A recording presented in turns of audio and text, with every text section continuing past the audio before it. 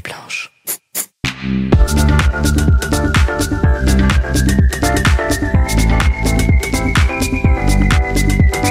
« 40 nuances de Next ». Ceci est un message de la French Tech. Les candidatures pour la prochaine promo du Next 40 FT120 sont ouvertes. Vous avez jusqu'au 12 avril pour candidater. Alors attention, il y a quelques petits changements de critères pour cette sélection, notamment une répartition égalitaire dans le Next 40 FT120 entre scale-up sélectionné sur des critères de chiffre d'affaires, de scale-up sélectionné sur toujours le critère de levée de fonds.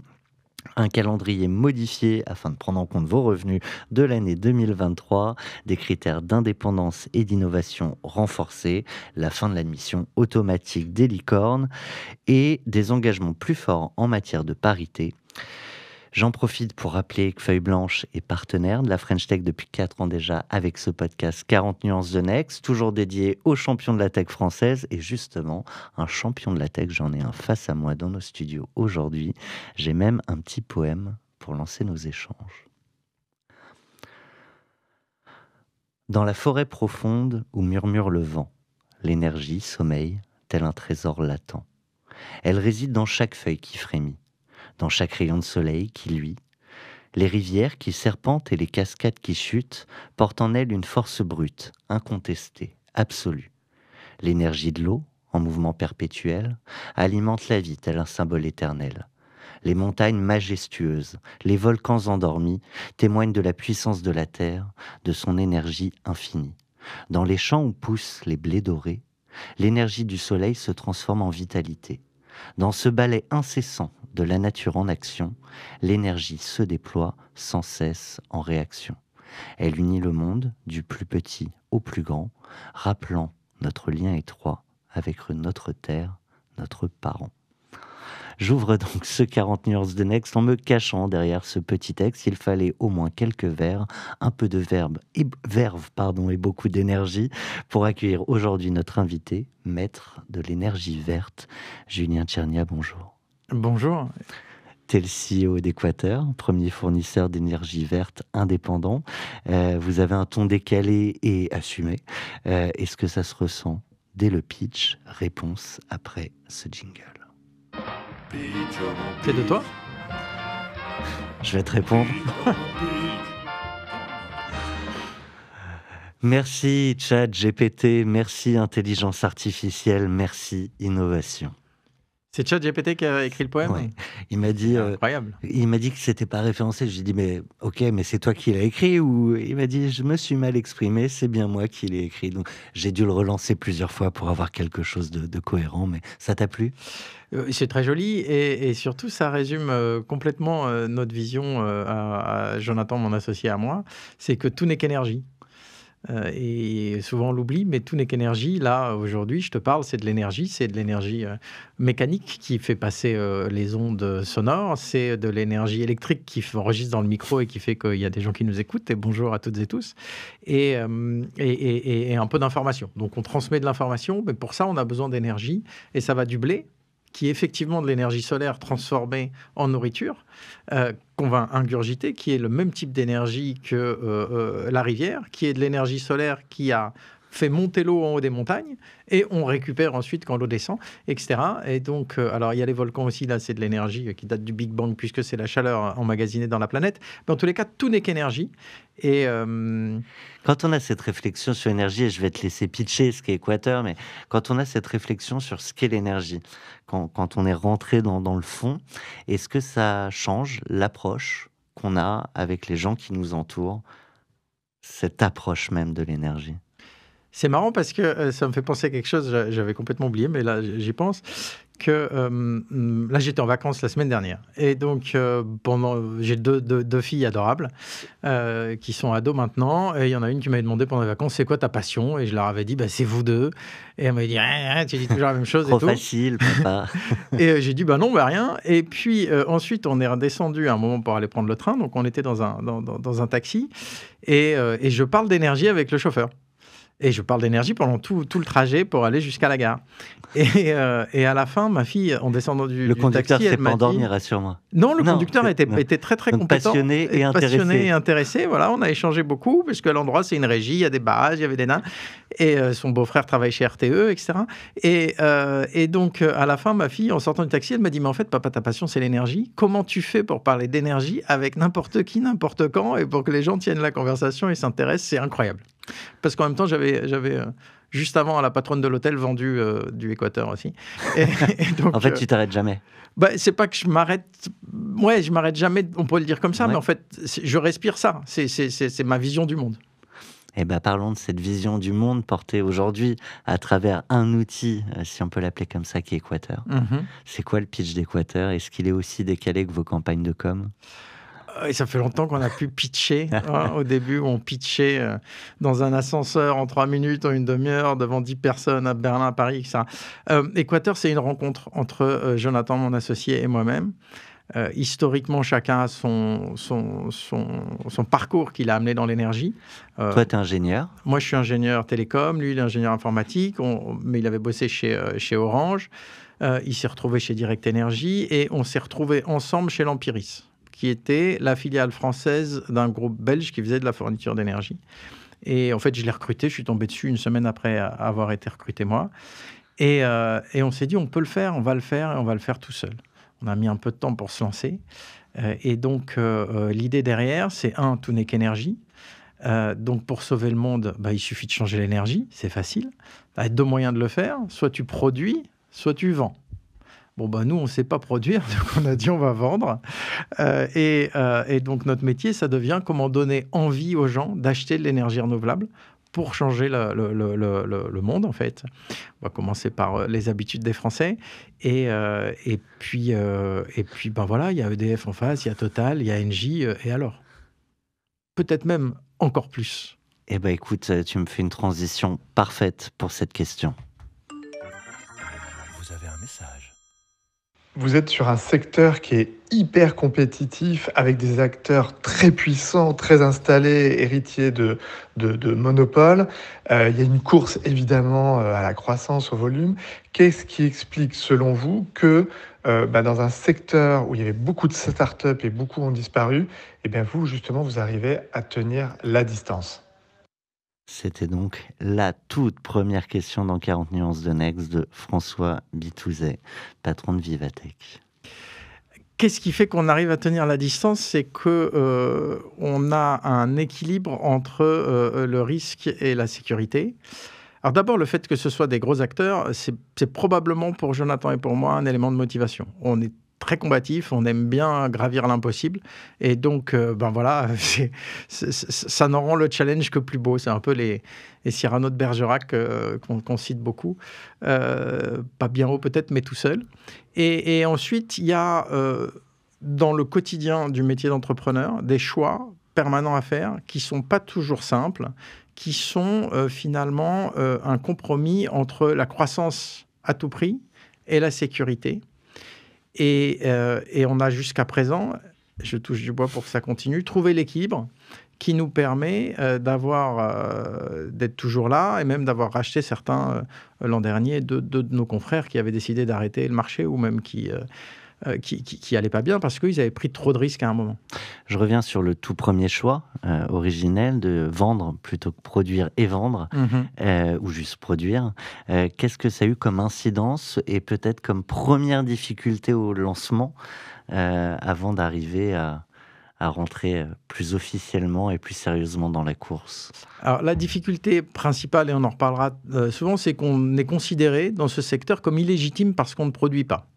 On en reparlera tout à l'heure, je pense, c'est important, je ne comprends pas pourquoi, mais c'est comme ça, et donc ça, c'est une difficulté. Sinon, au quotidien, la difficulté, c'est qu'on va acheter de l'énergie, et en général, c'est auprès de grands groupes et de monopoles historiques, français ou autres.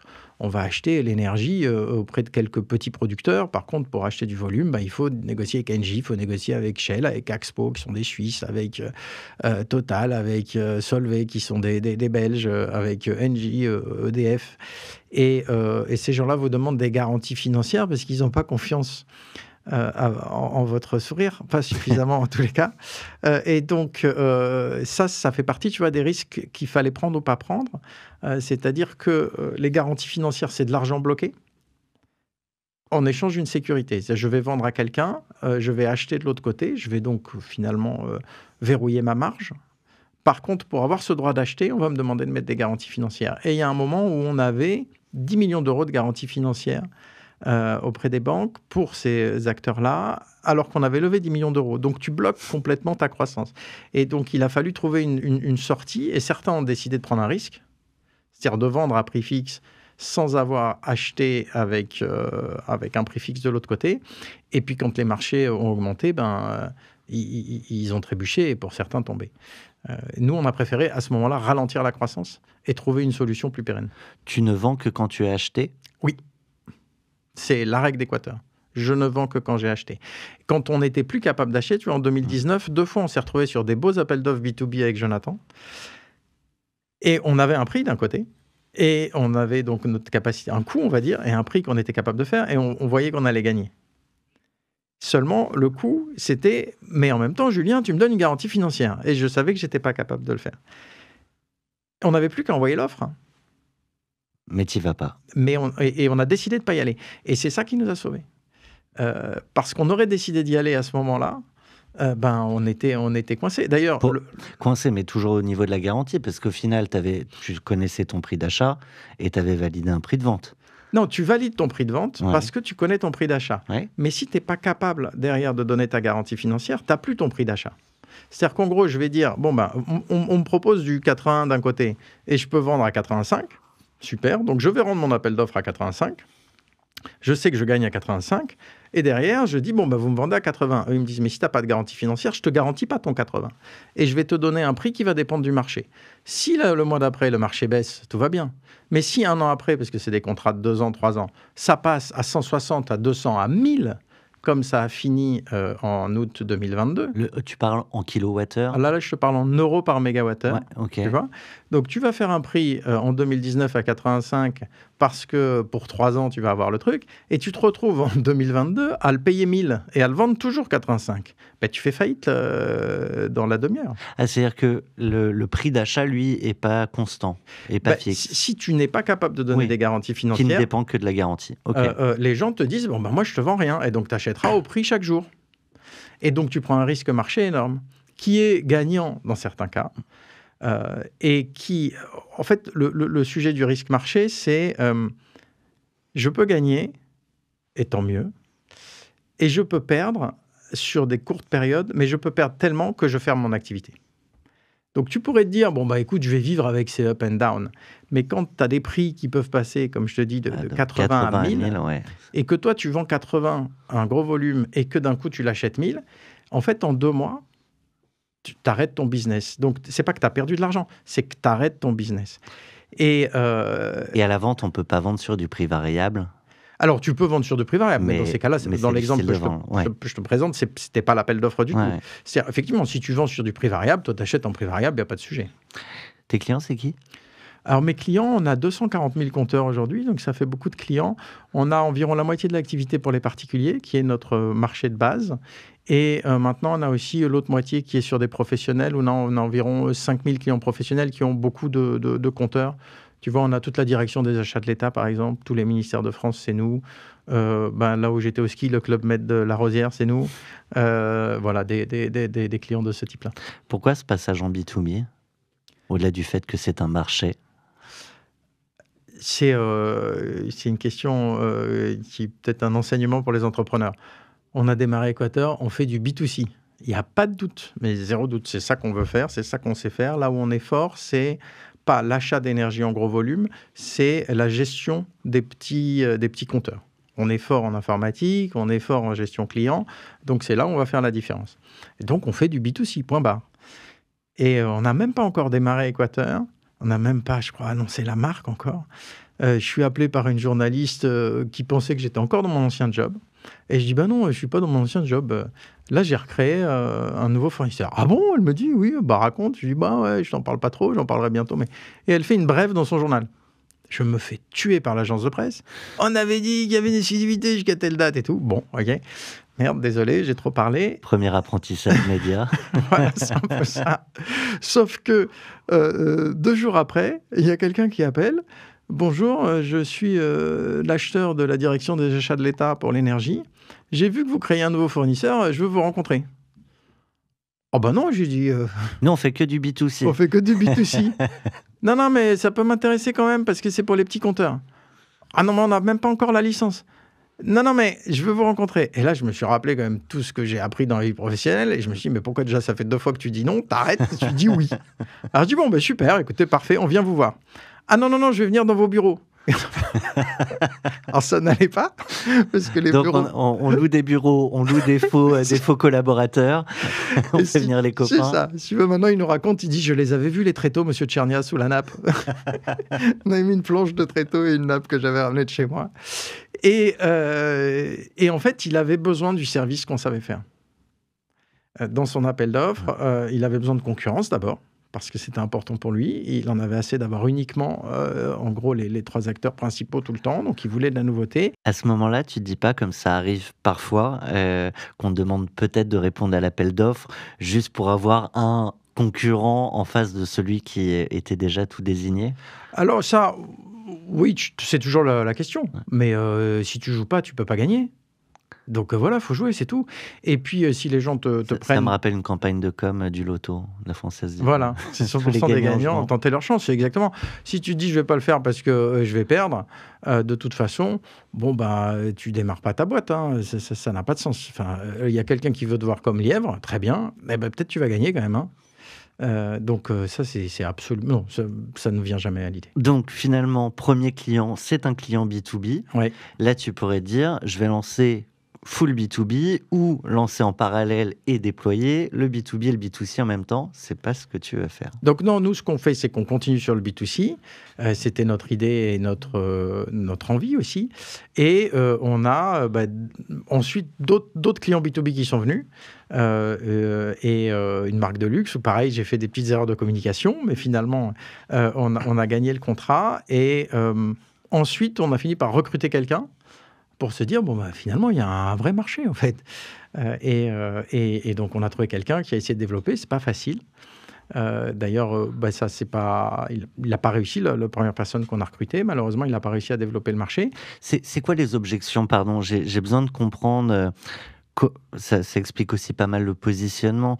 C'est quoi les objections à la fois des particuliers que vous allez chercher, mais aussi des grands acteurs, publics ou privés, en B2B? Alors, les objections des particuliers, c'est simple. La plus grande objection, c'est qu'ils ne savent même pas que c'est possible de changer de fournisseur. Et ensuite, une fois... Ou juste, ça les embête. Et voilà, une fois qu'ils le savent, non, ça les angoisse. EDF, qui est notre concurrent principal, a une marque extrêmement forte. EDF, pour un Français, c'est le Conseil national de la résistance, c'est l'indépendance énergétique, c'est le champion français, c'est le général de Gaulle, c'est nous. Même moi, quand j'étais chez Lampiris, quand j'étais donc directeur de la filiale française de ce groupe belge, quand je suis devenu client Lampiris, à titre perso, quand je suis rentré chez moi, j'ai dit, ça y est, j'ai fait la bascule. Et ma compagne m'a regardé, elle m'a dit, est-ce que tu sais ce que tu fais? Tu es un traître à la nation. Et moi, j'ai paniqué. J'ai dit, mais est-ce que je sais vraiment ce que je fais? Puis je me suis rappelé que j'étais patron France et que donc, il ne pouvait rien m'arriver. Donc, tu as une angoisse réelle qu'il faut gérer. Donc, c'est une sorte de courbe de deuil. C'est, oui, il y avait un service public, il n'y a plus. Ça avait des avantages et des inconvénients. Maintenant, on est dans un nouveau monde et on va vous montrer que nous, on apporte plus d'avantages que ce que vous avez perdu avec la simplicité d'un tarif unique et d'un interlocuteur unique. Le tarif unique et l'interlocuteur unique, c'est je ne pense plus. Et je suis tranquille et je laisse à des sachants le droit de décider. Nous, ce qu'on apporte, c'est non, tu vas pouvoir, par ton action, influencer la politique énergétique française autrement que par ton vote. Et donc, c'est la liberté qui est toujours un peu plus dure que Tu connais Le Loup et le Chien de La Fontaine? Alors, je saurais pas. Je me suis fait des chats GPT pour mon poème tout à l'heure, donc là, je saurais pas te le reciter, mais tu le connais par cœur? Non, je le connais Non. pas par Mais cœur. tu peux me raconter Mais la l'histoire, c'est que morale. t'as un loup qui est très maigre et qui a faim, qui est dans le bois, qui rencontre un chien qui est tout gras et très heureux, et le chien lui dit, mais qu'est-ce que tu fais tout maigre? Et l'autre, il dit, bah, je sais pas, comment tu fais, toi? Ah, bah, je me fais bouffer, je me donne à bouffer, enfin, pardon, on me fait à manger, je me fais caresser, c'est une vie très très belle. Et l'autre, il dit, ah, bah, j'ai envie, et qu'est-ce que tu dois faire pour ça? Ah, bah, j'aboie un peu quand les gens passent, et puis c'est tout. Et là, le loup, il regarde, il dit, mais t'as quoi autour du cou, là? Bah rien, c'est un collier. Mais c'est quoi cette histoire de collier? Bah rien, je suis... Et donc là, le loup comprend et s'enfuit tout seul, tout maigre dans la forêt. Donc évidemment, tu as la sécurité du chien et la liberté du loup. Et donc la liberté, c'est toujours plus risqué. Par contre, ça te donne plus d'opportunités. On parle d'énergie verte. Sur votre site, je crois que c'est la première chose qu'on lit, c'est que c'est pas cher. Et c'est pas le premier argument qu'on imagine pour parler d'énergie verte. Et pourtant, j'imagine que là aussi, c'est une objection, le prix. Comment on fait du vert moins cher? Alors, on n'est pas toujours moins cher. Ça dépend des périodes. Donc, en ce moment, effectivement, on est moins cher. En fait, c'est moins cher par rapport à quoi? Et c'est tout simplement une question de formule ou de méthode d'achat. Nous, on est des commerçants, des revendeurs, donc on va acheter pour revendre. C'est ce que tu disais tout à l'heure.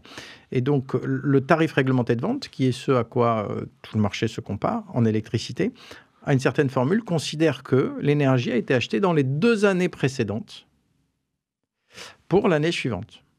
Et donc, que finalement, le coût que j'ai pour vendre l'énergie, c'est la moyenne des 2 dernières années.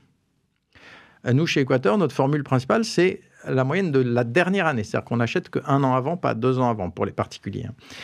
Et comme en ce moment, il y a 2 ans, il y avait une énorme crise.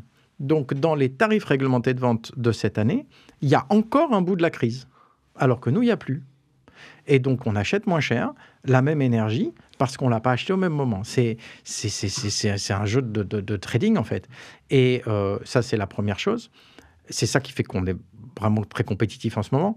Et la deuxième chose ensuite, plutôt sur du long terme, c'est que on doit être capable, et ça c'est la raison d'être technique d'Équateur, de faire notre service. Notre métier, c'est de faire de la facture et de répondre aux clients moins cher et plus efficacement que les gros concurrents. Et ça, c'est on va dire, le socle. Je pense que c'est le moment parfait pour ta carte blanche. Carte blanche pour 40 nuances de Next. Julien, les ondes sont à toi. Merci. C'était mon métier au départ, les ondes électromagnétiques. La carte blanche, moi, je voudrais justement parler de la libéralisation du marché de la fourniture. On est très souvent attaqué sur la légitimité de notre métier. Vous êtes fournisseur, vous n'êtes pas producteur. Comment tu te permets de vendre de l'énergie que tu produis même pas? Mais qui es-tu, toi? Alors que il y a des gros, des EDF qui sont beaucoup plus légitimes que toi, voire même, finalement, tu sers à rien, tu es inutile. Et puis, je me fais même parfois insulter sur les réseaux sociaux, parasites, vampires, voire même menacé de mort. Ah oui. Ah oui, on devrait vous glyphosater, vous méritez d'être pendu haut et court sur la place publique. Et donc, tu as un climat d'une certaine partie de la population qui dit c'est pas légitime. Et ce n'est pas possible de vendre quelque chose qu'on n'a pas produit. Alors d'abord, moi, c'est quelque chose que je ne comprends pas. Beaucoup de choses sont achetées puis revendues dans le commerce. Bien sûr, mais tu regardes n'importe quel site pour les hôtels, ils achètent et revendent.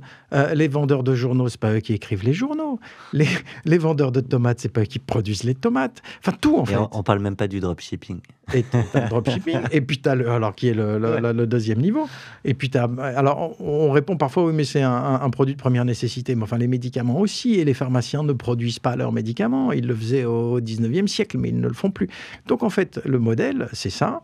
Et puis parfois, tu as des boutiques intégrées. Tu peux acheter des Nike dans la boutique Nike ou dans la boutique multimarque à côté de chez toi. Et donc, d'abord, c'est tout à fait normal, en fait. Il n'y a rien de spécial. Et ensuite, qu'est-ce que ça apporte? Évidemment, l'énergie est la même. Et ce n'est pas parce que vous êtes chez Équateur que l'électricité ou le gaz qui sort de vos prises ou de vos tuyaux va changer. Par contre, l'offre tarifaire, tu en as parlé tout à l'heure, le modèle de pensée, lui, est différent. Et puis la production aussi. Et c'est ça, qui est c'est-à-dire pas la que même. nous, en Ouais. fait, on va pas acheter au même producteur. Donc, ton argent, il va aller là où tu veux, en achetant chez Équateur ou chez un autre. Tu vas choisir à quel producteur tu donnes ton argent. Donc, ça, c'est important. C'est une traçabilité financière. Et puis, la concurrence va créer des nouveautés. C'est-à-dire qu'un monopole mature n'a pas d'intérêt à évoluer. Et j'ai des exemples comme ça, tu vois. En France, c'est EDF qui a 95% du territoire, et puis il y a quelques régions qui sont autonomes. Les plus grosses, c'est Grenoble, Strasbourg, Metz et Bordeaux. Et nous, on a été les premiers à amener la concurrence à Grenoble pour les particuliers. C'était en 2017. À Grenoble, depuis 1947, ils n'avaient qu'un prix, le tarif réglementé de vente de Grenoble. Et c'est pas la réglementation, c'est pas les pouvoirs publics qui ont réussi à faire évoluer ça. Nous, C'est on est l'offre arrivé privée. en juillet et on a dit, nous, on arrive et on fait une offre 100% verte et on fait une offre à prix fixe et on a mis 3 pubs à Grenoble. J'ai eu, 35 clients. Donc, on peut dire que commercialement, j'ai pas été très efficace. Par Oui, contre, ça m'a l'air un peu plus grand, moi, Grenoble. oui, comme c'est plus ça. grand, je confirme.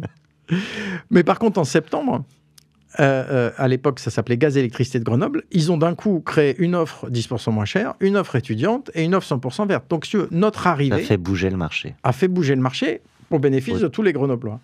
Et donc, tu as d'autres exemples comme ça. C'est-à-dire que la réglementation permet de canaliser et de vérifier certaines choses, c'est très important.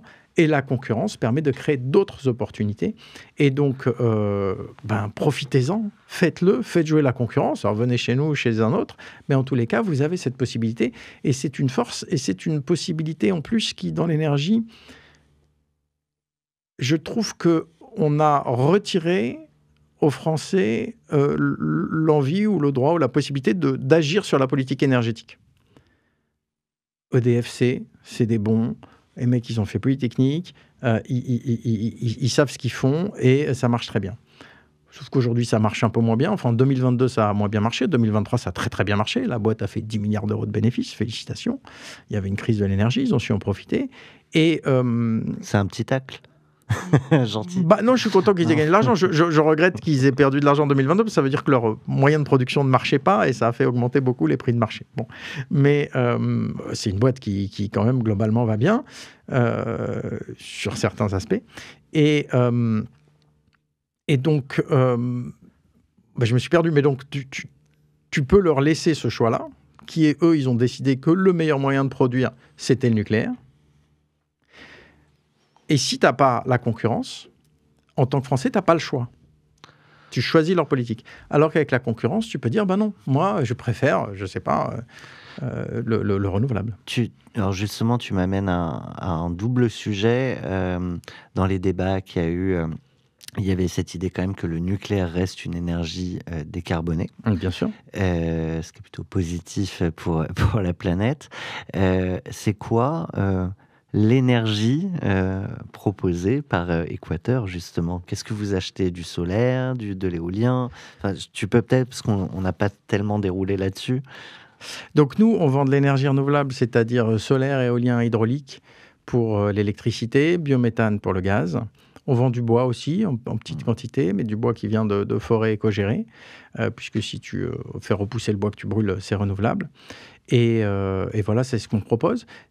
Et pour autant, et c'est important parce que là aussi, on nous fait souvent des mauvais procès, on n'est pas contre le nucléaire. Et c'est très très bien que ce soit une énergie décarbonée. Et c'est pas parce que je suis charcutier que je déteste le bœuf. Tu vois, je vends du saucisson, voilà, parce que moi j'aime bien le saucisson. Et je pense qu'à long terme, c'est le renouvelable qui va gagner. J'en suis même convaincu.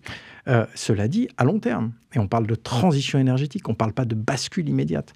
Et en France, il y a un faux débat nucléaire contre renouvelable. Le vrai débat, il est nucléaire contre charbon. Le nucléaire et le charbon se substituent, ce sont des productions de base. Et le nucléaire, aujourd'hui, malgré ses déchets et malgré ses risques, est, à notre sens, meilleur que le charbon, parce que le charbon, lui, crée du CO2, qui crée d'autres types de risques qui sont beaucoup moins gérables.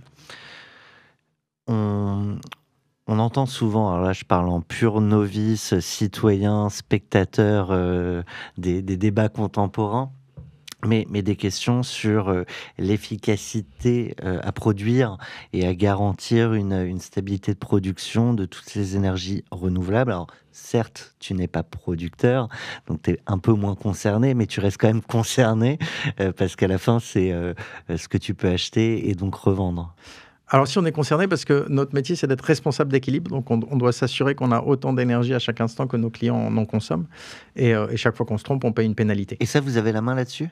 Oui, c'est à nous de nous assurer qu'on a acheté chaque demi-heure en électricité, chaque jour en gaz, autant d'énergie que nos clients en consomment, et tu l'annonces la veille pour le lendemain, et puis tu payes une amende chaque fois que tu te trompes. Donc tu te trompes de toute façon tous les jours, et le but c'est de se tromper le moins possible.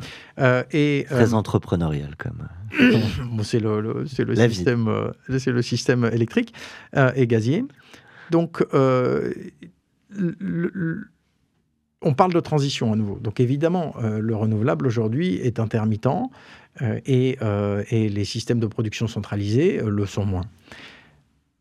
En même temps, tu as une progression énorme de toutes les technologies dans un certain sens. C'est ça qui est assez intéressant. C'est-à-dire qu'historiquement, la communication, les télécommunications n'étaient pas très développées. Moi, quand j'étais jeune, on avait les Minitel et avant, il n'y avait rien. Et donc, c'était impossible d'imaginer de récupérer des infos des consommateurs pour avoir une rétroaction sur la production. Il n'y avait qu'une seule information, c'est le fameux 50 Hz. Tu sais, le courant, il est à 50 Hz de fréquence. Et quand les Français consomment trop, la fréquence baisse. Et quand les Français ne consomment pas assez, la fréquence augmente. Et donc, ça se fait automatiquement, c'est physique. Et donc, en lisant ça, automatiquement aussi, les centrales de production s'adaptent. Et donc, ça fait un signal. Et on utilisait ce signal qui permettait dans un système, qui imposait un système centralisé. Et donc, c'est la production qui s'adaptait à la demande uniquement. Et ça marche très bien. Oui. Sauf qu'on peut aller plus loin maintenant, puisque maintenant, je suis capable de récupérer plein d'infos et que ne serait-ce que chez moi et peut-être chez toi, j'ai des thermostats et je décide à quel moment dans la chambre il fait telle température, à quel moment dans le salon il fait quelle température. La programmation permet en avance de savoir ce qu'il y aura à produire. La programmation, et même, nous, on a un système qu'on peut installer chez les gens qui est gratuit, qui permet de programmer son chauffage et qui surtout aussi qu'on peut commander. Et donc, quand il y a un pic de consommation, on peut demander à tous nos clients on va arrêter chez tous nos clients qui ont ce système-là pendant 5 minutes, 10 minutes, le chauffage électrique.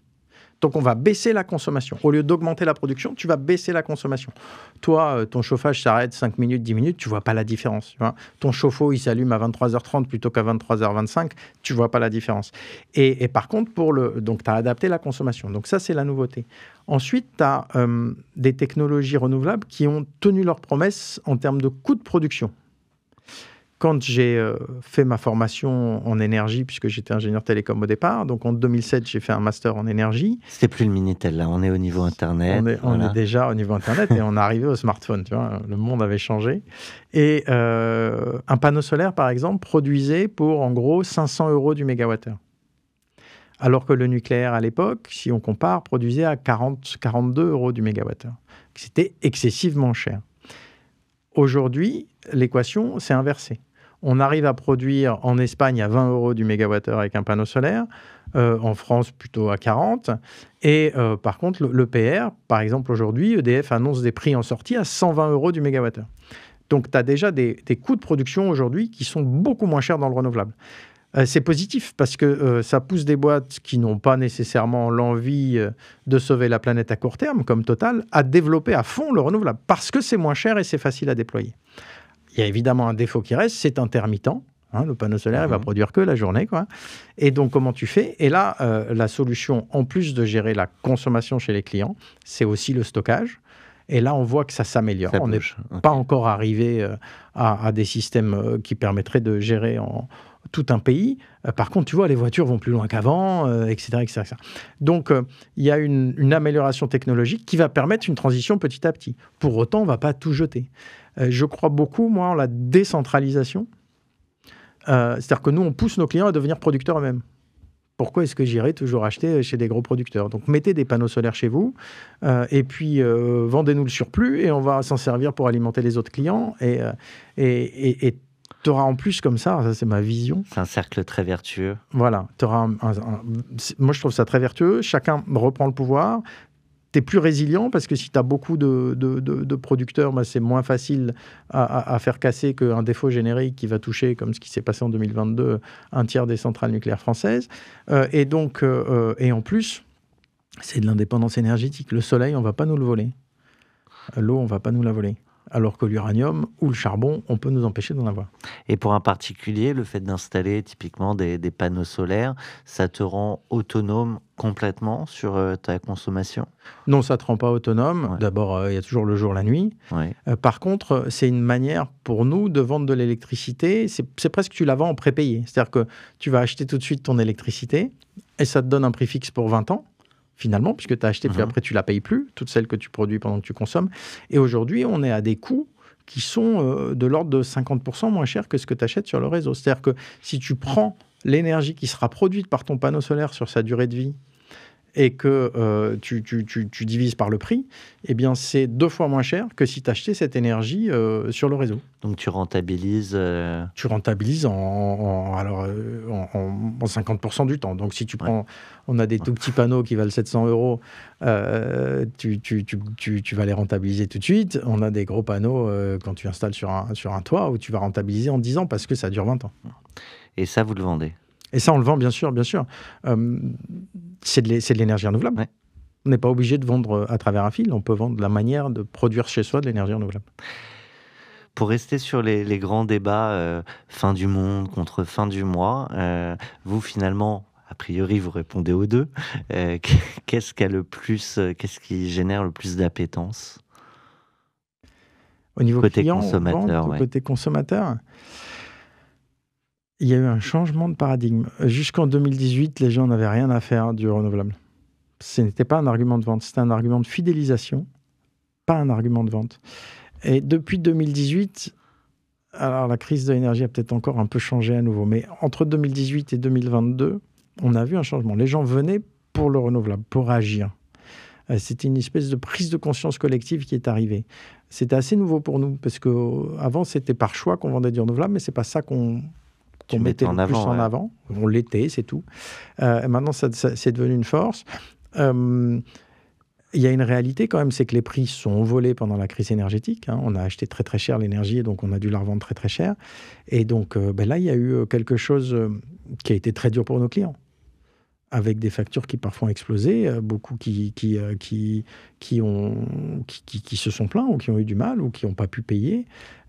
Et en majorité, ça a créé une baisse de la consommation. C'est-à-dire qu'en moyenne, c'est toute la France, c'est comme ça, mais chez Équateur aussi, on a une consommation qui a baissé de 12% par rapport aux années précédentes. À quelque chose, malheur est bon. Tout le monde pensait que, quel que soit le prix de l'énergie, les gens allaient consommer autant. Ben non.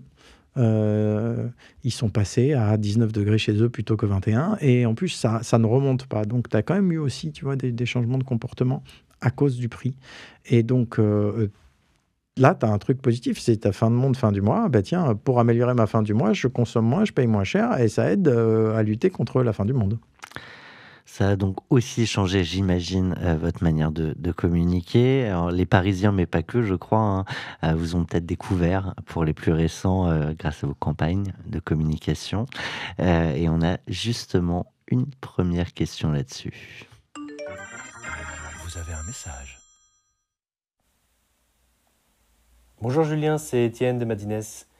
On a vu qu'Équateur avait récemment lancé une campagne d'affichage dans le métro parisien. Et je voudrais savoir combien ça coûte et à quoi ça sert pour une start-up. Est-ce qu'il y a aussi un côté statutaire ? Alors, il y a un côté statutaire, c'est sûr. Tu vends de l'énergie, c'est un produit qui est complètement immatériel.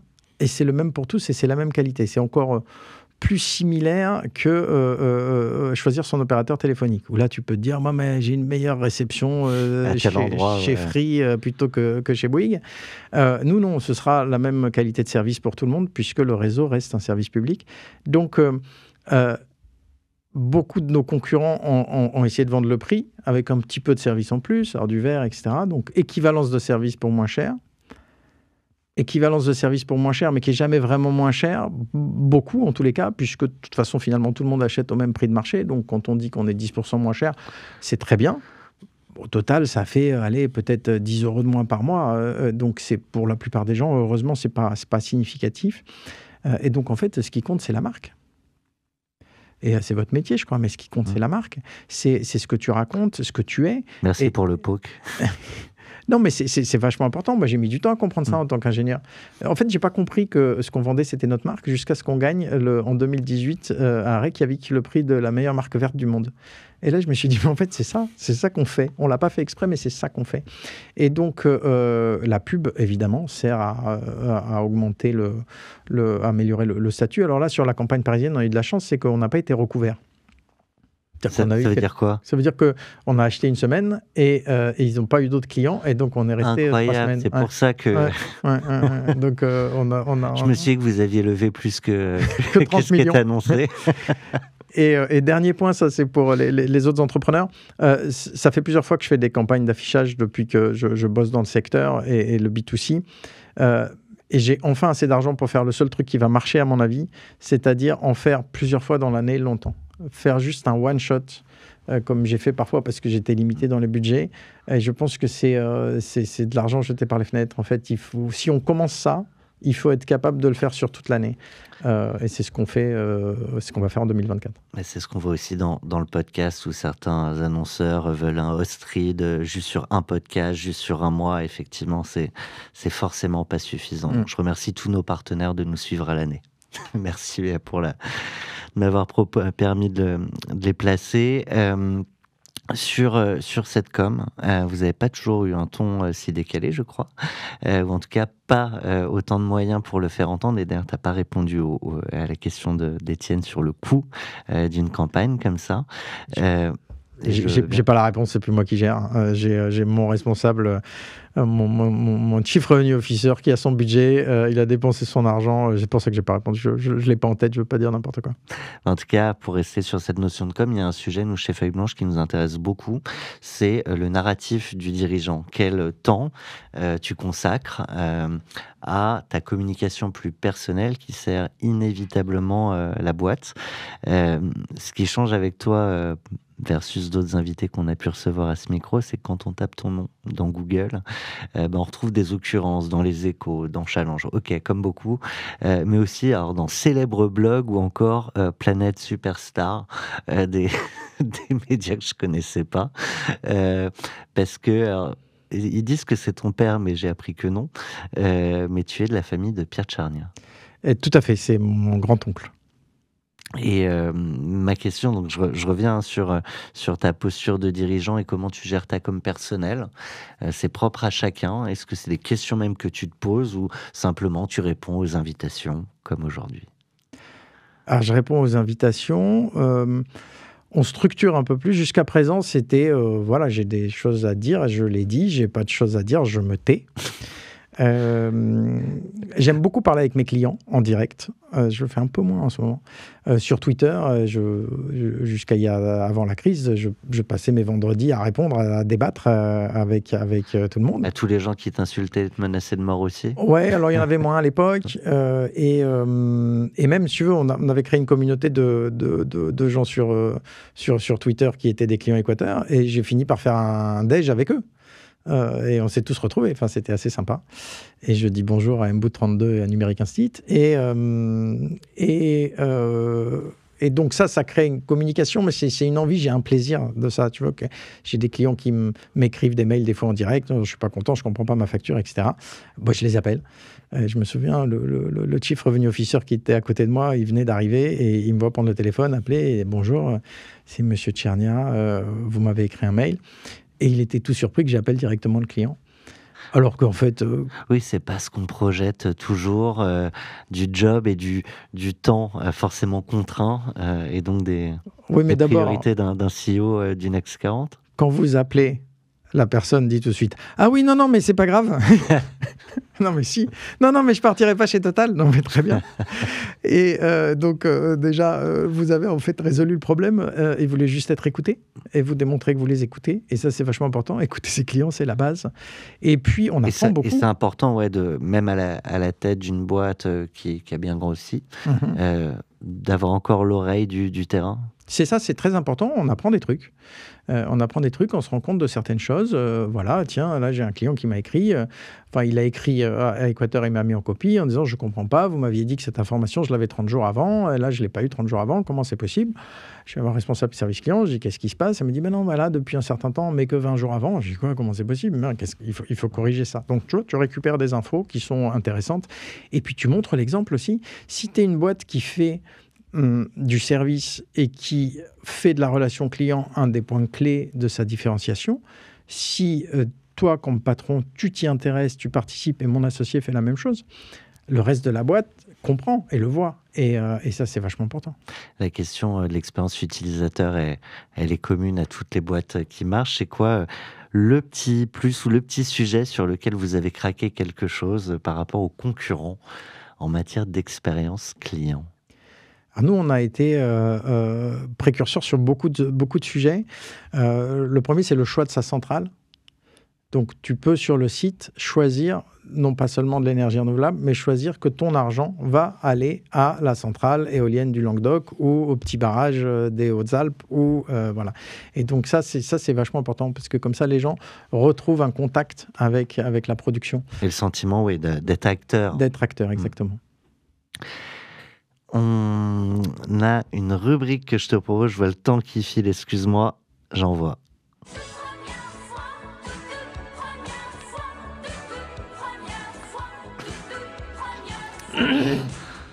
Alors c'est première ou dernière fois, question rapide, je te lance, réponse rapide et puis éventuellement on prolongera.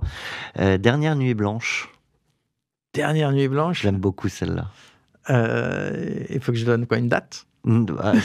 Tu peux, mais on va dire, moi, de savoir que c'est un jeudi m'intéresse moins que de savoir pourquoi. Dernière série de nuit blanche en fin 2021.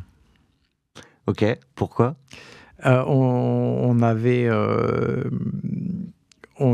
raté l'IPO. Ah, attends, bam. Je suis au taquet sur les jingles. Ça, c'est le jingle de la rubrique Clac Clac, et je sais que c'est ta claque. Ben voilà, donc c'est ma claque. Donc on est en...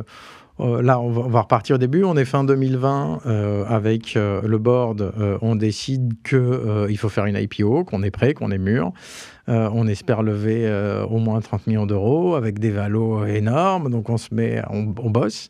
C'est beaucoup de travail, beaucoup d'investissements personnels et humains et financiers. C'est plus d'1 million d'euros entre les avocats, les banques, etc., etc. On bosse comme des fous et on nous explique que franchement, on allait cartonner, quoi. Que ça allait être mais la plus belle IPO de l'année. Tout le monde nous conseille de le faire, tout le monde nous dit d'y aller et tout va très bien et c'est formidable. Et on bosse comme des fous. Et on arrive au moment de l'IPO. Là, tu fais des... Donc déjà, normalement, tu as des pré-bookings. Et ouais, ils sont d'accord, mais presque, mais pas, mais presque. Tout. Tu te dis, oh, qu'est-ce qui se passe? Et puis après, tu commences à rencontrer tous les investisseurs. Et c'était au moment du Covid. Enfin, 2021, il y avait encore des confinements. Donc, on faisait tout à distance. Et on devait voir tous les jours, pendant 1 heure. On faisait 8 sessions.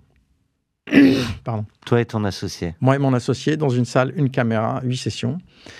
Très dur. Je me souviens un jour, on arrive dans la salle le matin à nouveau avec notre petite valise et tout, et tous les employés qui nous applaudissent et qui nous filent des fleurs. Et émotion. Et ça rate. Ça rate, c'est-à-dire qu'on n'arrive pas du tout à lever l'argent dont on a besoin. Et on en avait besoin. Et donc, on arrive en juillet, on n'a pas l'argent, quoi. Et donc, il faut retrouver de la motivation, il faut que l'équipe reste en forme et il faut trouver de l'argent ailleurs. Et donc là... Parce que là, l'avenir de la boîte est menacé. Bien sûr. Donc, au début, ça va, mais quand tu arrives en décembre, que tu n'as toujours pas trouvé la solution et que là, là, il te faut 15 millions d'euros pour passer à mars, quoi. Là, oui, tu dors plus. Ouais, là, tu dors plus. Et alors, il y a eu... T'es encore là, hein? Ouais. On parle pas d'Équateur au passé. Qu'est-ce qu'il y a? Non, on a eu la chance de rencontrer un family office qui s'est intéressé de près à Équateur et qui a, lui, mis les 30 millions d'euros en avril 2022 dont on avait besoin. Avec une valo moindre que pour l'IPO, moindre que pour l'IPO, ouais. exactement, mais pas tant que ça. Enfin, tu vois, évidemment, ouais. mais on était content quand même. Voilà, c'est ça qu'il faut dire. Des gens qui étaient... Mais il aurait pu mieux négocier. Non, Non. je pense pas. Enfin, en tous les cas, si tu veux, il aurait pu mieux négocier. C'est un peu la question. C'est un family office, donc c'est assez différent des VC Ouais. classiques. Le family office, il a moins d'horizon de temps et il est là pour que tu aies la pêche et que tu fasses ton truc. Donc, s'il négocie mieux, ça veut dire que toi, tu es obligé de le faire. Tu le fais parce que tu n'as pas le choix. Mais après, derrière, tu as toujours un ressentiment. Et donc, tu es quand même, en tant qu'entrepreneur, un peu moins content, un peu moins efficace. Et donc, ça crée des mauvaises relations dans le board. Donc, ils n'ont pas voulu ça. Nos investisseurs historiques en ont profité pour sortir. Donc, ils ont fait une culbute, et tant mieux pour eux. Et donc, tout s'est très bien fini.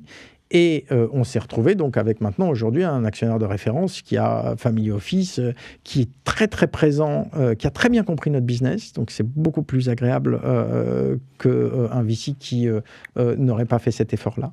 Il met pas que de l'argent. Il met pas que de l'argent, il connaît la situation et donc et c'est pour ça que quelque chose malheur est bon. Si on avait réussi en bourse, c'était juste avant la crise de l'énergie. Parce que c'est ça qui s'est passé. 2021, on rate la bourse et ensuite les prix de l'énergie commencent à augmenter. Et donc d'un coup, mais tout s'envole. Et il y a 4, 5, 10 fournisseurs qui font faillite en Angleterre. Et tout est en train de tomber autour de nous, quoi. Et eux, ils sont restés. Mais donc effectivement, décembre, c'était dur. Quand une IPO rate, du coup, tu n'entres pas en bourse? Non. Et j'imagine qu'il va falloir le raconter, parce tu l'as brièvement évoqué, mais à tous les collaborateurs, c'est-à-dire il va falloir les garder, etc. Mais il y avait une sorte d'émulation que vous avez commencé à créer pendant toute la préparation de l'IPO, tu évoquais les fleurs, etc. Arrive un moment où ils doivent l'apprendre par ailleurs, mais il va falloir quand même avoir un discours à toute l'équipe. Je te propose de replonger dans ce moment-là et de me raconter. Ouais, tu vas me faire avoir beaucoup d'émotions. On a une chance folle, on a une équipe formidable. Et c'est eux.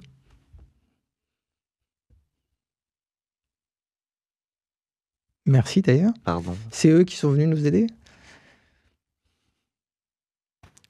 C'est une douleur, hein, l'IPO. Voilà, hop, ça va mieux. Et donc, non, c'est eux qui sont venus nous aider. C'est-à-dire que c'est eux qui nous ont reçus, qui ont fait une affiche, qui ont dit vous allez gagner, qui ont dit on va s'en sortir. Bon, évidemment, je pense qu'on entend ton émotion. Désolé. Non, c'est voilà, déjà non, parce que c'est aussi ça la vie des entrepreneurs, c'est des montagnes russes émotionnelles permanentes. Tu vas me faire pleurer. Et t'es pas le premier à ce micro qui nous met les larmes.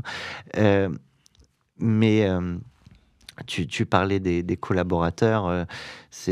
Alors déjà, il n'y a pas un entrepreneur qui réussit qui n'explique pas que c'est en ayant embauché des personnes plus talentueuses qu'eux. Mais au-delà du talent, il y a cet état d'esprit que parfois on arrive à créer est-ce que c'est le mot famille? Je sais pas, mais il y a quelque chose de très proche. Équipe, confiance et soutien. C'est ça qui est important, c'est que chacun soutient l'autre quand il en a besoin. Mais ça se crée pas, pardon, je te coupe, au moment où on va faire une levée de fonds ou un IPO, c'est day one. Oui, je ne sais pas comment ça se crée, et je ne sais pas comment ça se garde non plus. Et je ne sais pas comment ça se garde non plus, parce que ça peut changer, la boîte est plus grande maintenant, c'est pas pareil. Mais je pense que ce qui fait la différence, c'est quand les gens voient le dévouement que tu apportes à construire le truc, que tu t'es pas à l'image du patron du CAC 40 qui n'en a rien à faire et qui va faire du golf, quoi. Et donc, comme les gens se rendent compte du travail que tu fais et des efforts que tu fais, ils le reconnaissent. Eux-mêmes font la même chose pour leurs responsabilités. Donc, dans des startups, personne dort, hein, c'est pas possible. Et donc, et chacun apporte le soutien à l'autre quand il faut. Et pas d'orgueil, juste du soutien.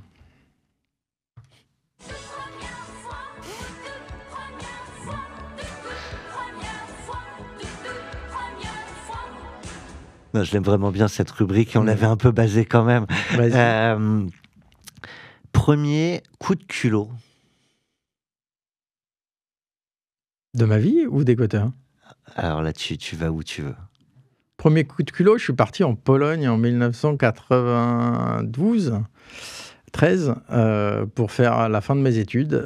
93, pour les auditeurs, peut-être pas tous ne comprennent, mais la Pologne, le mur venait de tomber et c'était plus loin que l'Argentine, hein, dans le monde dans lequel on vivait.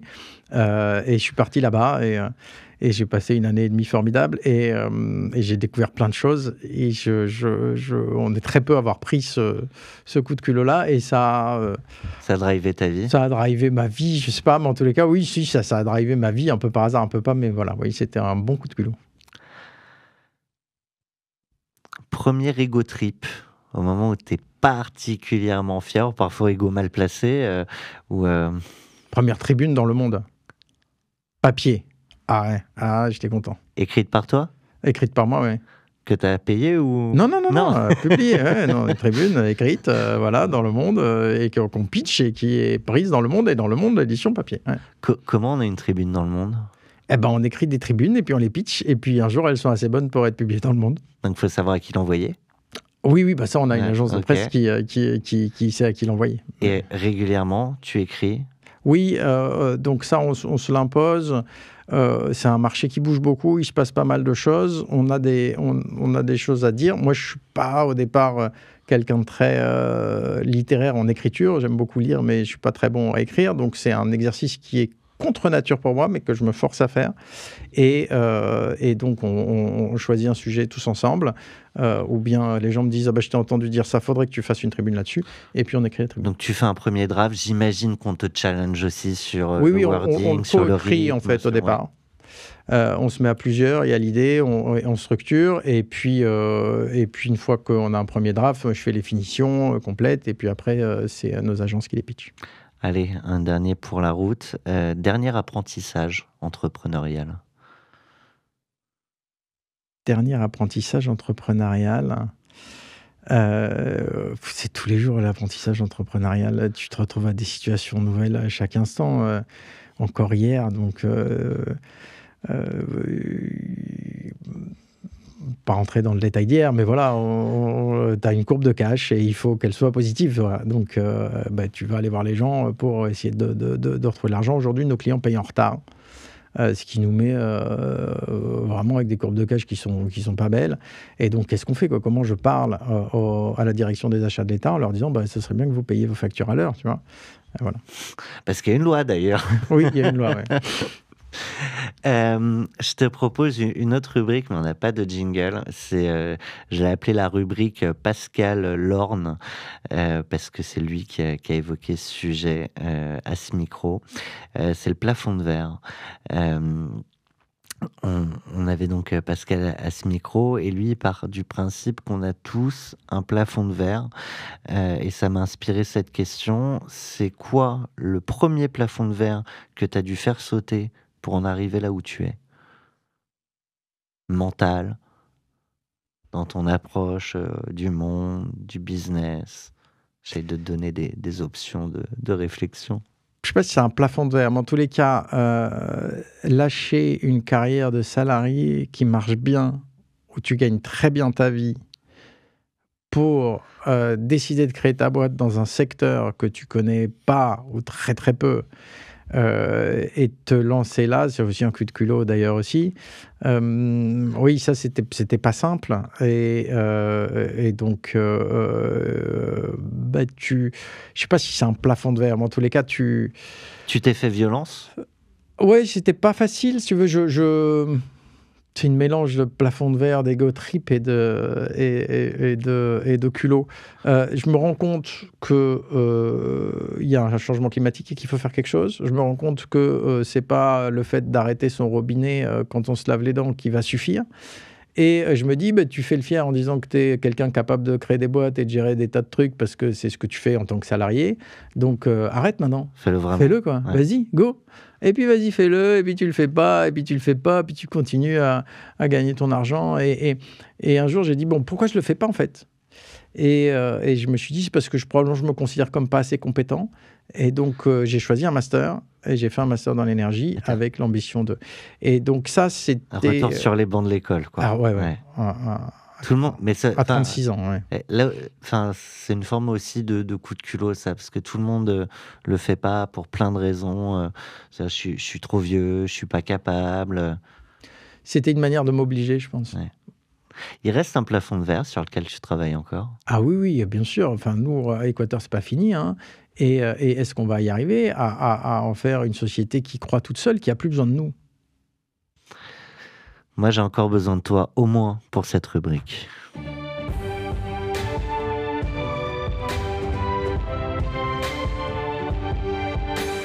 Parce que c'est notre projet! Allez, j'ai besoin de toi. Le monde a besoin de toi, au moins la France a besoin de toi, Julien. Quelle est ta première mesure, ton grand programme? En tant qu'homme politique? Bah, écoute, je vais te donner la première mesure. Et par contre, elle est malheureusement inapplicable. Et après, si on a le temps, je t'expliquerai pourquoi. Mais donc, évidemment, moi, je voudrais taxer les énergies fossiles. Point barre, beaucoup plus. Le kérosène, le premier, et puis tout le reste. Et donc, tu peux te dire, je vais être président, je vais le faire. Et une fois que tu as dit ça, Mais tu le fais pas, en fait. Parce qu'un homme politique n'impose pas, ne peut pas imposer. Ou impose un petit peu, mais pas beaucoup. On a essayé de faire une taxe carbone. Il y a eu d'abord les bonnets rouges Oui, en Bretagne. en Bretagne. Ensuite, il y a eu les gilets jaunes. Maintenant, il y a les agriculteurs. Les gens n'en veulent pas. c'est Les gens plus n'en veulent facile pas. de défendre une cause quand on a une couleur rouge, jaune. Enfin, mais Oui, bon, mais les agriculteurs, je ne sais pas s'ils ont ici, ils ont un truc aussi. Mais si tu veux, moi, je me suis fait une réflexion qui part d'une phrase de Camus. Camus dit, bon, ok, les gens disent la fin justifie les moyens. Mais qu'est-ce qui justifie la fin? C'est une bonne question, ça. Quand tu dis la fin justifie les moyens, qu'est-ce qui justifie la fin? Et est-ce que la fin, c'est sauver la planète? Moi, non. En fait, la planète, elle va survivre à l'homme. Peut-être il n'y aura plus d'ours blancs, mais il y aura des pieuvres géantes. Peut-être il n'y aura plus de lapins, mais il y aura des scarabées volants. Et puis, la vie continuera. C'est tout. Et donc, en fait, je ne suis pas là pour sauver la planète. En fait, parle de l'humanité. je suis là pour l'humanité. Et sauver l'humanité, c'est-à-dire quoi? C'est-à-dire qu'en fait, je me dis simplement, le changement climatique, s'il est mal géré, ou s'il est trop fort, va créer une situation intenable, famine, déplacement de population, guerre civile, Mad Max. Mad Max 2, qui est pour moi l'horreur absolue.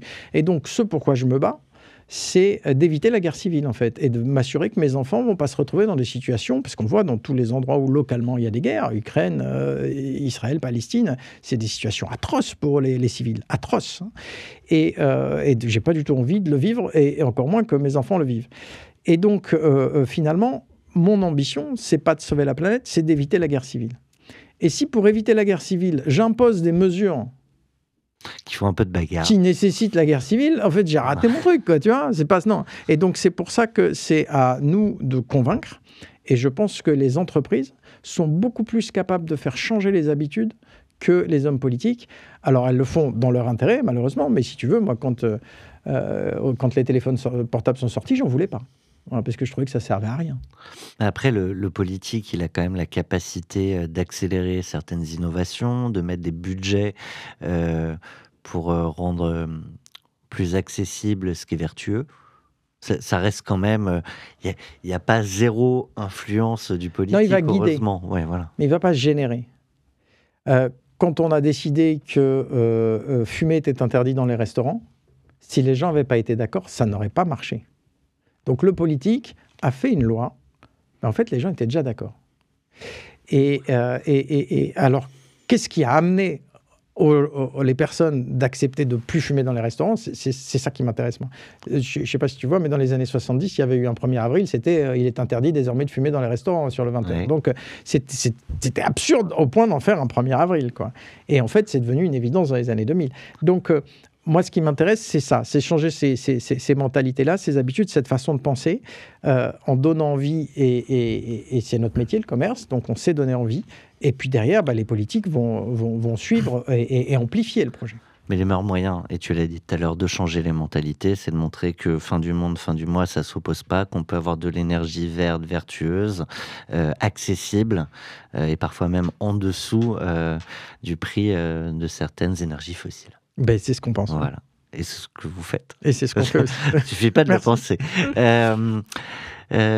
Julien Tchernia, président, il a d'autres choses à proposer À qui? au monde, Au monde? à moi. Non, moi, je fais le maximum. En fait, si tu veux, c'est assez intéressant aussi. C'est est-ce que ça va marcher? Est-ce qu'on va éviter la fin du monde dont tu parlais tout à l'heure? Je sais pas. En tous les cas, moi, je sais pas faire plus et ni mieux qu'Équateur. Je mets toute mon énergie là-dessus. C'est ma limite de compétence. C'est là où j'en suis. Et donc, proposer d'autres choses, je sais pas. Pour l'instant, j'ai ça à proposer. Il faut que j'aille au bout. Moi, faut que j'aille au bout de cet échange.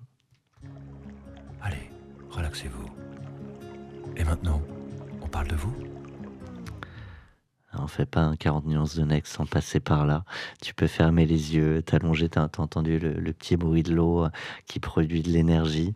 On va aller sur ce qui, justement, te permet de régénérer ton énergie d'entrepreneur. On sait que c'est quand même des vies à 100 000 à l'heure, qu'il faut se préserver, que c'est pas qu'un sprint, c'est aussi un marathon. Des fois, il faut rouler à 180 dans les virages et être encore là au bout de la course, donc c'est pas simple. C'est quoi, toi, qui te permet de trouver l'équilibre, à la fois personnel, intellectuel, énergétique? Le vin blanc. Non, sérieusement, ma famille. Moi, je suis très papa poule.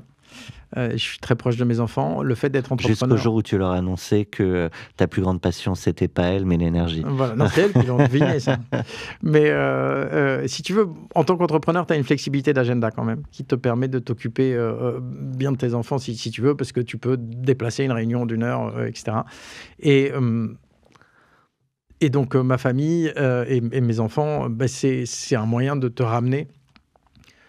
Tu as besoin de 10 millions d'euros, et puis le soir, il y a une mauvaise note en physique, quoi. Et c'est plus grave. Et c'est une catastrophe. Et donc, il faut s'en occuper, et ça te ramène à des niveaux de réalité qui sont différents et qui te permettent de revenir un peu sur Terre et de te régénérer parce que derrière, tu aides quelqu'un et puis voilà. On voit beaucoup, mais moins qu'avant, j'ai l'impression, d'entrepreneurs qui donnent tout à leur entreprise, à leurs ambitions professionnelles, pour des bonnes ou des mauvaises raisons, c'est pas ça que je juge, mais effectivement, quand on oublie le temps plus personnel, dédié à ses proches, et des fois avec des regrets à la fin, ton idée, c'est j'aurais pas de regrets? Oh, je sais pas, moi en tous les cas, chacun son équilibre, je vais pas juger, c'est le mien. Donc on n'a pas tous la même fibre de vie et de relation. Et donc moi, non, j'ai pas de regrets. Moi, c'est la plus belle aventure que j'ai faite, Équateur, et ma famille, tout va très bien. Et donc, tu veux, si demain, et je ne le souhaite pas, mais on doit s'arrêter pour une raison ou pour une autre, je recommencerai 1000 fois. J'ai jamais été aussi heureux que dans les difficultés auxquelles j'ai été confronté en créant Équateur. On fait un gros flashback dans ta vie. Souvent, on essaie de replonger dans les racines de l'entrepreneur et d'aller questionner dans son enfance ce qui a fait de lui l'entrepreneur qu'il est devenu aujourd'hui. Je ne sais pas s'il y avait des mantras familiaux. Je m'étais noté jusqu'à découvrir que finalement Pierre Tchernia n'était pas ton père, mais ton grand-oncle. N'empêche que lui, il était pionnier de la télévision. Cet esprit pionnier, comme tu l'es aujourd'hui, avec Équateur dans l'énergie verte, est-ce que c'est quelque chose qui a irrigué la famille? Je te vois faire des gros signes. Alors, pas du tout. Mon père est prof et archéologue. Ma mère était ingénieure chez BP, British Petroleum, et syndicaliste très militante. Voilà. Il n'y avait pas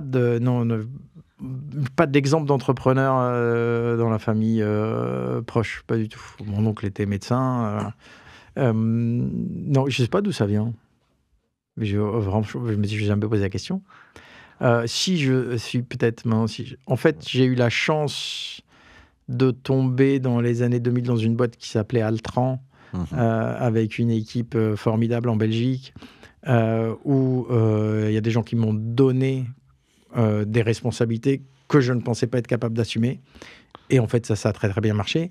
Et j'y ai pris goût. Et donc, à partir de là, tu y prends goût et tu le fais. Et puis après, il y a un moment où tu te dis, je le fais tout seul, j'ai plus besoin des autres. Et donc, tu le fais. S'inspirer. Respirer.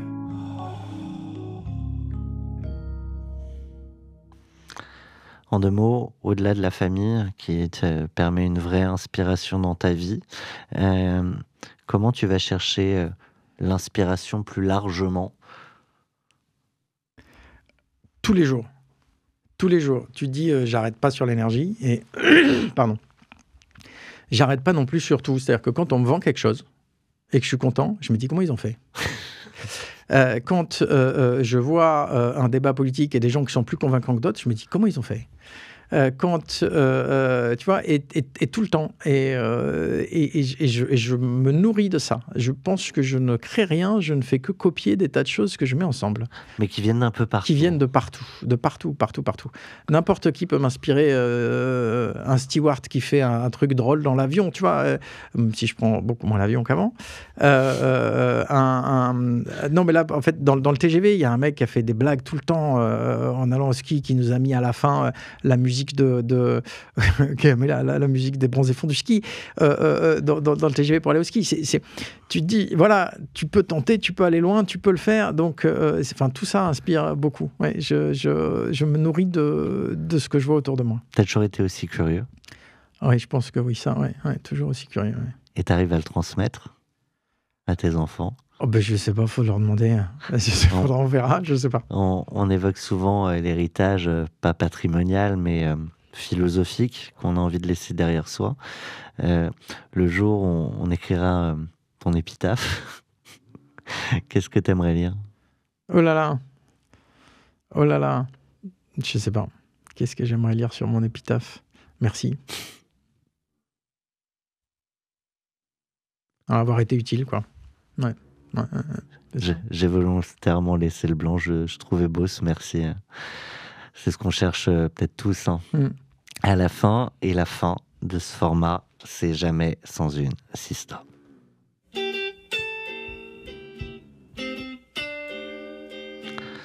J'en profite pour rappeler à un ancien invité, Paulin Pasco, qu'il nous doit toujours un nouveau jingle pour cette rubrique.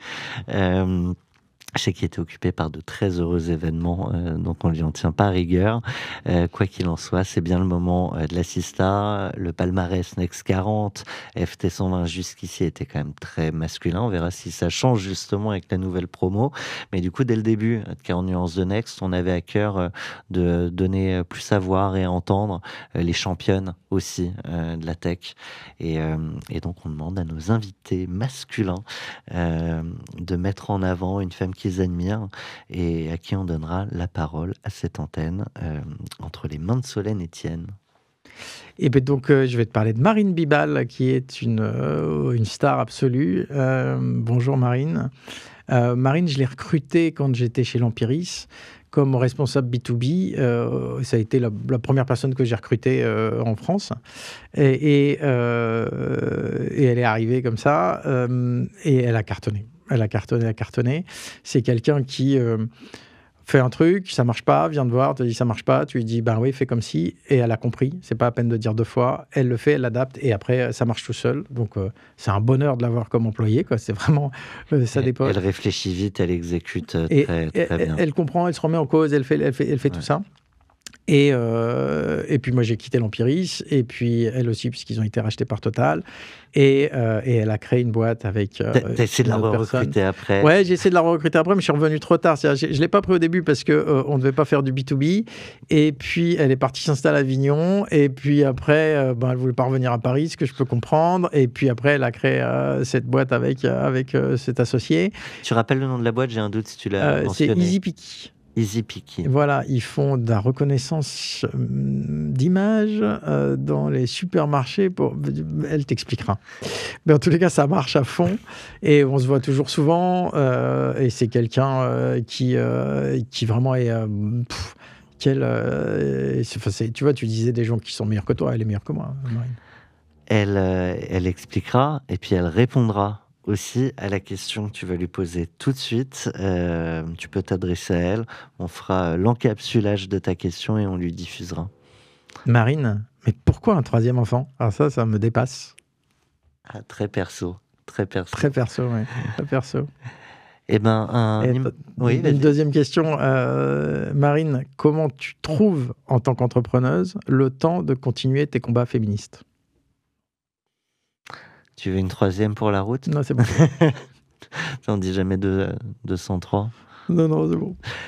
Un immense merci Je t'en prie. d'avoir à la fois répondu à nos questions, répondu à notre invitation et puis peut-être permis, autorisé de lâcher ce que tu avais envie de lâcher au moment où tu avais envie de le lâcher. Si tu m'autorises, je vais garder ce passage parce Oui, que bah tu vois, c'est émotionnant. C'est marrant que 3 ans après, tu vois, ça reste en fait. J'avais pas, et d'en reparler, c'est à la fois un souvenir d'une douleur et d'un plaisir.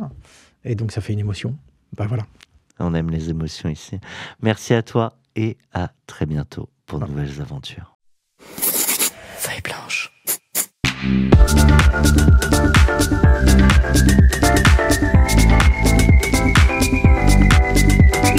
40 nuances de Next.